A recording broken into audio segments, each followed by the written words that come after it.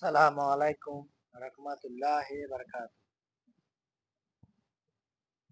আমি আছি তোমাদের সাথে মোস্তফা স্যার। আজকে আমি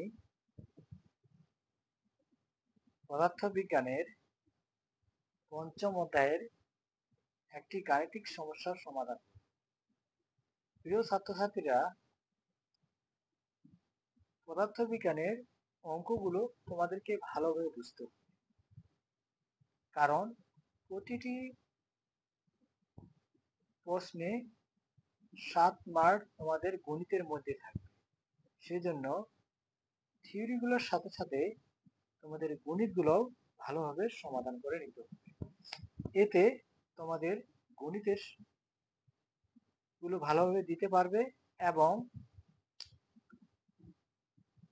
পরবর্তীতে গণিত সম্পর্কে তোমার একটা ধারণা আসবে।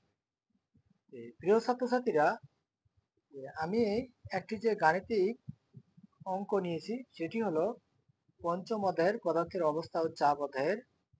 সেটি হচ্ছে যে একটি ইটের দৈর্ঘ্য, প্রস্থ, উচ্চতা যথাক্রম 25 সেন্টিমিটার, 12 সেন্টিমিটার ও 6 সেন্টিমিটার। তাহলে বুঝতে পারলাম যে একটা ইটের দৈর্ঘ্য ছিল, একটা ইট আঁকলাম আমি,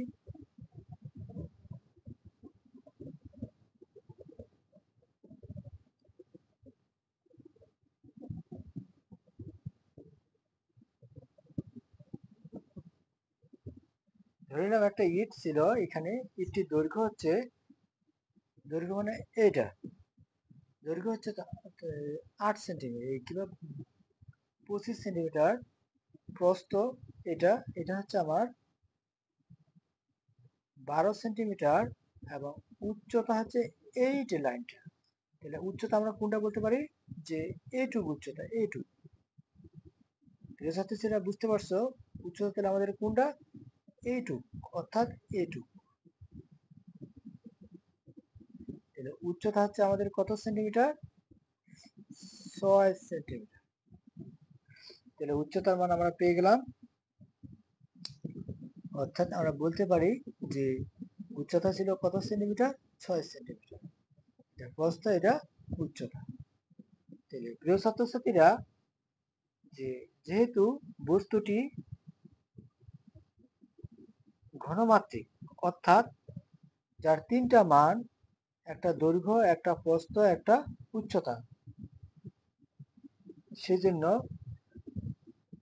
একটি তলের দৈর্ঘ্য, প্রস্থ, উচ্চতা 12 এত সেন্টিমিটার, অর্থাৎ 12 সেন্টিমিটার, 25 সেন্টিমিটার এবং 6 সেন্টিমিটার। ইটটির ভর দেওয়া আছে 2 অর্থাৎ 2.25 কেজি। পানির ঘনত্ব দেওয়া আছে 1000 কেজি মিটার ইনভার্স 3। এই যে প্রশ্নটা ছিল যে ইটটি ভূপৃষ্ঠে সর্বোচ্চ কত উচ্চতায় প্রয়োগ করবে তা নির্ণয় করো। তাহলে কত উচ্চতায় প্রয়োগ করবে তা নির্ণয় করতে বলেছে। তাহলে প্রিয় ছাত্রছাত্রীরা, যেহেতু এটা ইট, তাহলে ইটের এই যে দেখতে পাচ্ছ তোমরা, অর্থাৎ এই যে এইটা প্রয়োগ করবে আর হচ্ছে উচ্চতা দিয়ে দিবে। কি দিবে, এই যে এইটা ভূমিটা প্রয়োগ করবে আর হচ্ছে কি উচ্চতা প্রয়োগ করবে। তাহলে প্রিয় ছাত্রছাত্রীরা, আমরা বুঝতে পারলাম যে আমাদের উচ্চতা এবং ভূমিটা কি করবে, প্রয়োগ করবে, অর্থাৎ চাপ দিবে। তাহলে দৈর্ঘ্যের কোনো কাজ নেই, যেহেতু ইটটা উচ্চতা অনুসারে আছে, উচ্চতা এবং ভূমি যেটা প্রয়োগ করবে সেটা হচ্ছে কত উচ্চতায় প্রয়োগ করবে। তাহলে আমরা করতে পারি, ভূপৃষ্ঠে ইটটি ভূপৃষ্ঠে সর্বোচ্চ কত উচ্চতায় প্রয়োগ করবে এবং চাপ প্রয়োগ করবে। চাপের সূত্র চাচ্ছে। তাহলে আমরা জানি চাপের সূত্র সমান পি সমান, সরি সরি ঠিক আছে, পি সমান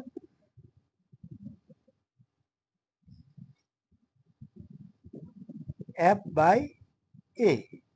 তাহলে আমরা চাপের সূত্র কি জানি, পি সমান এফ বাই এ। তাহলে এফ হচ্ছে চাপ, সরি পি হচ্ছে চাপ, এফ হচ্ছে বল, আর এ হচ্ছে ক্ষেত্রফল। তাহলে পি হচ্ছে চাপ, এফ হচ্ছে বল, এ হচ্ছে ক্ষেত্রফল।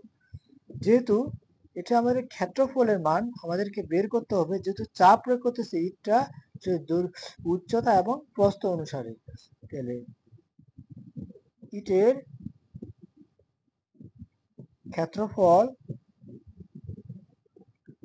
লিখতে পারি এ সমান প্রস্থ গুণন উচ্চতা। তাহলে প্রস্থ গুণন উচ্চতা, প্রস্থ মান আমরা পেয়ে গেছি প্রস্থ 12 সেন্টিমিটার, উচ্চতা 6 সেন্টিমিটার। তাহলে এটাকে মিটারগুলোকে সেন্টিমিটারগুলোকে মিটার বানালে 0.12 মিটার আর 6 ভাগ 100 তাহলে 0.06 মিটার। আমরা ক্যালকুলেশন করলে এটা আমরা পেয়ে যাব ক্যালকুলেটরের মাধ্যমে। তাহলে আমাদের প্রস্থ পাইলাম, উচ্চতা পাইলাম। তাহলে এখন মান বসালে 0.12 গুণন 0.06, তাহলে গুণ করলে আমাদের দাঁড়াবে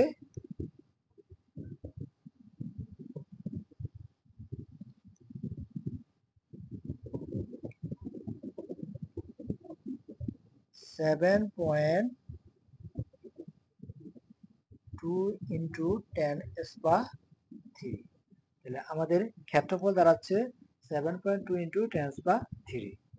তাহলে আমরা চাপের সূত্র চাচ্ছে, তাহলে আমরা জানি লিখতে পারি যে আমরা জানি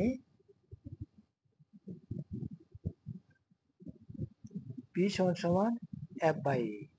যেহেতু আমরা F এর মান এখনো পাইনি, অর্থাৎ বলের মান পাইনি, তাহলে ভর ছিল কত? ইটটির ভর M সমান কত ছিল?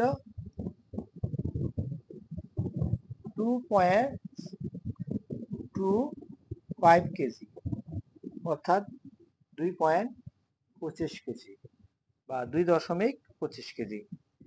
তাহলে এখন আমরা F এর মান বের করব। F সমান mg। যেহেতু mg কেন বসালাম প্রিয় ছাত্রছাত্রীরা? যেহেতু এটা উচ্চতা অনুসারে কাজ করতেছে, ইটটা কি অনুসারে? উচ্চতা অনুসারে। সেজন্য আমাকে F সমান mg, অর্থাৎ F সমান m এ বসা যাবে না। যদি ভূমির ক্ষেত্রে হয় সেক্ষেত্রে আমরা ত্বরণ বসাবো, আর যদি উচ্চতা অনুসারে হয় সেক্ষেত্রে আমরা জি বসাবো। তাহলে m এর মান দ্বারা পাইছি আমরা 2.25 কেজি গুণন 9.8, গুণ করলে দাঁড়াবে 22.05 নিউটন, 22.05 নিউটন, অর্থাৎ 22.05 নিউটন। তাহলে প্রিয় ছাত্রছাত্রীরা আমরা এটা মেন পেয়ে গেলাম। এখন আমরা চাপের সূত্র বসে অনায়াসে করতে পারবো। তাহলে চাপের সূত্র কি? P সমান F/E। তাহলে P সমান F এর মান আমরা পেয়ে গেছি 22.05 ডিভাইডেড এর ক্ষেত্রফলের মানও পেয়ে গেছি আমরা 7.2 ইন্টু 10⁻³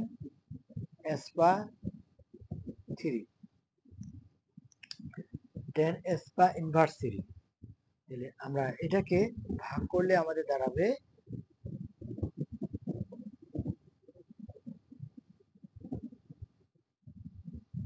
366.662.5 স্কেল।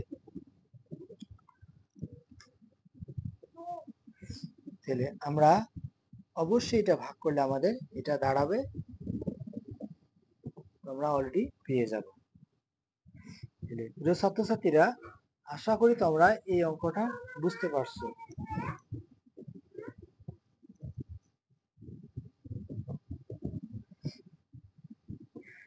এরপরে অঙ্কটি হচ্ছে ঘ নাম্বারের, যে বলছে ইটটির সাথে সম আয়তনের এবং 400 কেজি মিটার ইনভার্স 3 ঘনত্বের একটি কাঠের টুকরা ছেড়ে জোড়া লাগিয়ে পানিতে ছেড়ে দিলে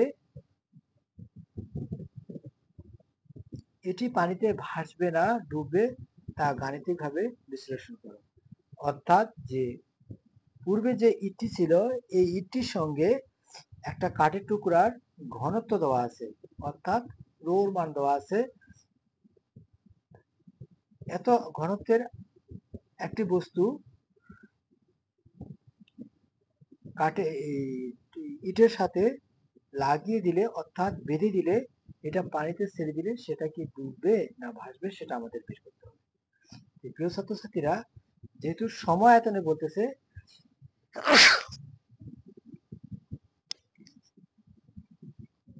সময় আয়তন মানে একই আয়তন, অর্থাৎ ইটের যেটা আয়তন এবং কাঠেরও সেটি আয়তন একই, সেই জন্য আমরা সহজভাবে করতে পারবো। অর্থাৎ এই দিকে করি, তারা বুঝতে পারবা।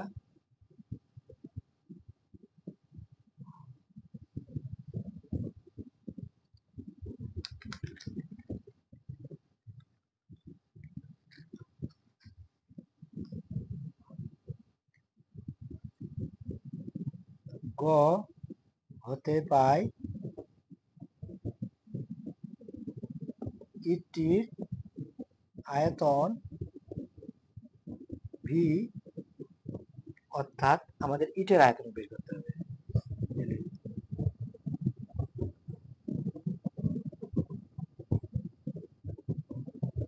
ইটটির আয়তন দৈর্ঘ্য গুণন প্রস্থ গুণন উচ্চতা। তাহলে আমাদের সূত্র জানা আছে দৈর্ঘ্য গুণন প্রস্থ গুণন উচ্চতা। তাহলে দৈর্ঘ্য মান অলরেডি পেয়ে গেছি আমরা। তাহলে যেহেতু আমরা এখনো বের করিনি যে দৈর্ঘ্য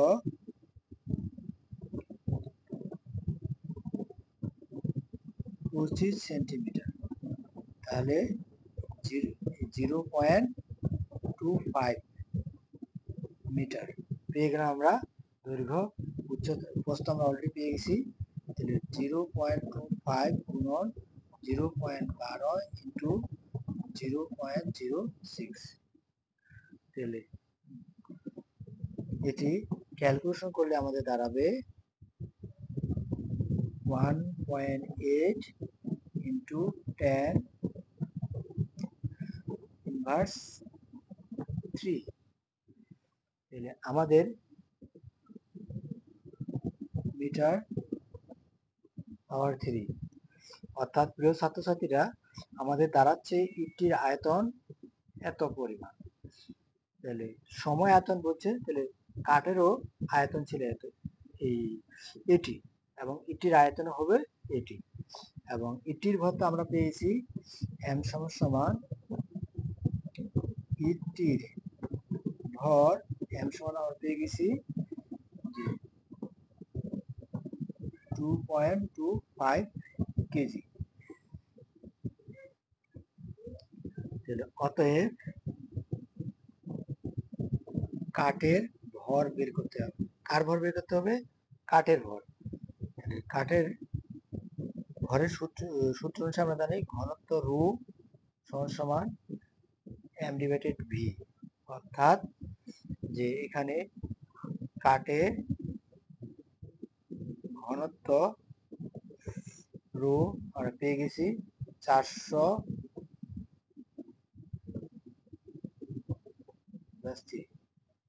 প্রশ্নে উল্লেখ আছে। তাহলে সেক্ষেত্রে আমরা করতে পারবো, যেখান থেকে ভর বের করতে পারবো, অতএব এম আর গুণ করলে রো বি, রোর মান পেয়ে গেছি আমরা 400 গুণন যেহেতু সমায়তন, অর্থাৎ আমরা পেয়ে গেছি 1.8 ইন্টু 10 ইনভার্স 3। তাহলে ক্যালকুলেশন করলে আমাদের দাঁড়াবে 0.72 কেজি। আমরা কাঠের ভর পেয়ে গেলাম। যেহেতু বলছে কাঠটির সাথে বা ইটের সাথে কাঠের যে জোড়া লাগিয়ে পানিতে ছেড়ে দিলে সেটি ভাসবে কি ডুববে। অতএব ইট ও কাঠের মোট ঘনত্ব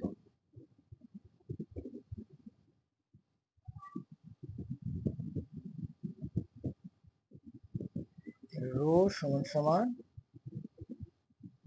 1 m1 m2, অর্থাৎ আমরা কি পেলাম, m1 হচ্ছে তো আমাদের ইটের ভর আর m2 হচ্ছে কাঠের ভর।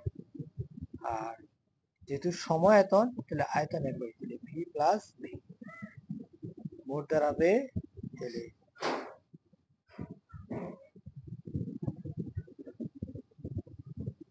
m2 পাইলে আমরা 0.72, তাহলে 2.25 প্লাস 0.72 2v, যেহেতু সময় আয়তন সেজন্য 2, মানে দুইটা আয়তন একই, যোগ করলে দাঁড়াবে আমাদের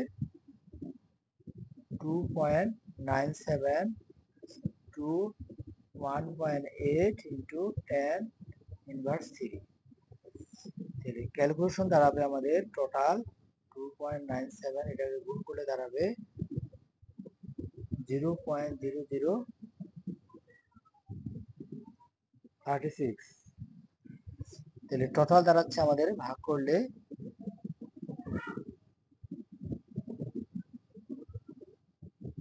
825, অর্থাৎ 825 কেজি মিটার ইনভার্স 3।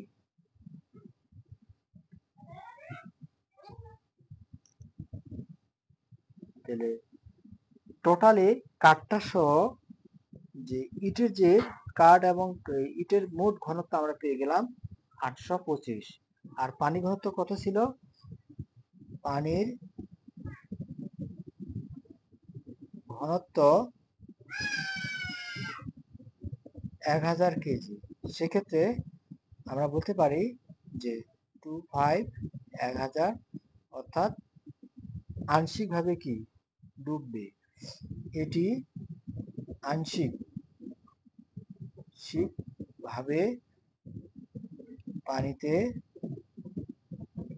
ডুববে, এবং কিছু ডুববে কিছু ভাসবে। প্রিয় ছাত্রছাত্রীরা, আশা করি তোমরা অঙ্কটি বুঝতে পারছো। খুবই সহজ, একবার সূত্রটা তোমরা ভালোভাবে করে আয়ত্ত করে নাও, ইনশাআল্লাহ তোমরা পারবা। পরবর্তী ভিডিওতে